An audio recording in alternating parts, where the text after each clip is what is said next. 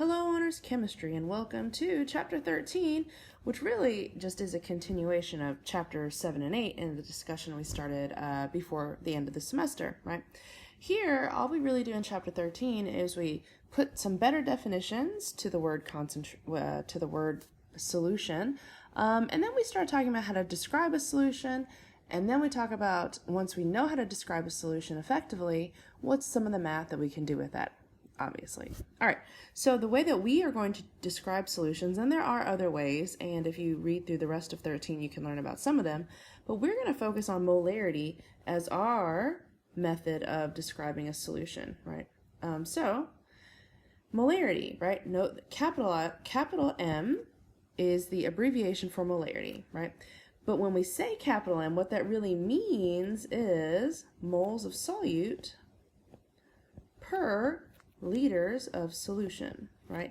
That's what it means. So, for example, when I say 1.8 molar solution, what that means is 1.8 moles of solute for every 1 liter of solution. Yes?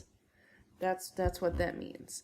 So what I would recommend is that every time you read a word problem that says 2m, translate out that capital M, right?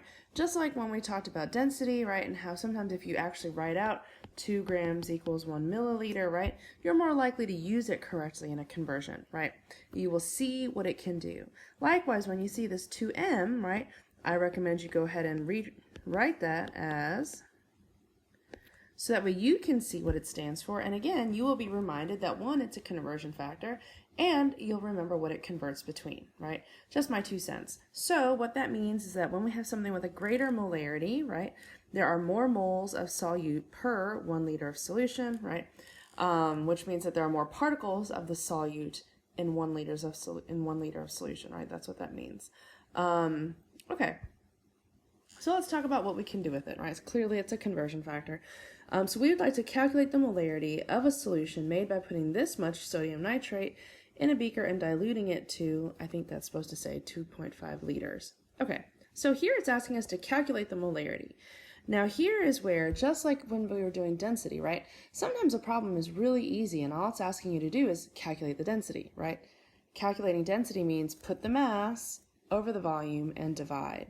Likewise here, if this says to calculate the molarity, that means take the moles and put it over the liters. That's it, right?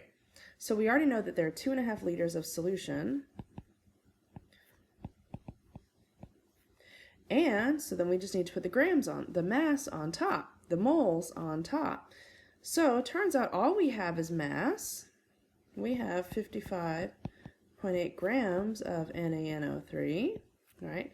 But obviously we are able to turn that into moles. I know that there are 85 grams of NaNO3 for every 1 mole of NaNO3. That cancels. I have moles of solute over liters of solution. And then once I do that math, that will give me the molarity of my NaNO3. Yes, that makes sense? Alternatively, right, you could go ahead and do that step first, so 55.8 grams of NaNO3, and you could convert that using your 85 grams and 1 mole, and you could get this answer here, and this would say number of moles of NaNO3, and then you could take this and divide this by 2.5 liters. And either way, you do the same total work, yes? Okay, next up, how much of a blank solution contains this many grams of KCl, right? So when we talk about how much of a solution, what unit are we asking for information in? Right, we're asking about volume. So how much is volume, right? So how much volume of a solution, right, contains this many grams of KCl, right? So here at this point, capital M, we're going to take that and we're going to translate that out,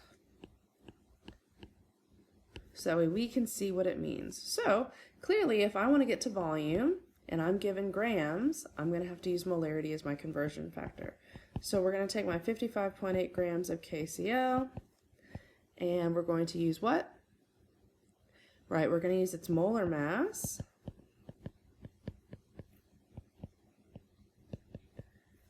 And then, right, then we'll go ahead and employ the molarity for every 1 liter of solution. And moles of KCl cancel, grams of KCl cancel, and I have just solved for liters of my solution. Yes? All right, fantastic. Next up, determine the molar concentrations of calcium ions and chloride ions in this solution. So, again, so moles of CaCl2 equal to 1 liter of solution. Okay, so we could work this like a math problem, right, where we know that there are this many moles of CaCl2 for every 1 liter of solution, right? And thinking back to chapter 5, where we could talk about piece versus the whole, I know that for every 1 mole of CaCl2, there are, right, 1 mole of calcium ions. Or likewise, there are, what? Right, 2 moles of chloride ions, yes? Right? And that would give us the molarity, because if we look at what happens to our units, right, moles of CaCl2 cancel, and so what I've really done is now I've just said that I have this concentration of calcium ions, right? Or by extension I could say that I have this concentration of Cl minus ions, right? Yeah, and that works that way.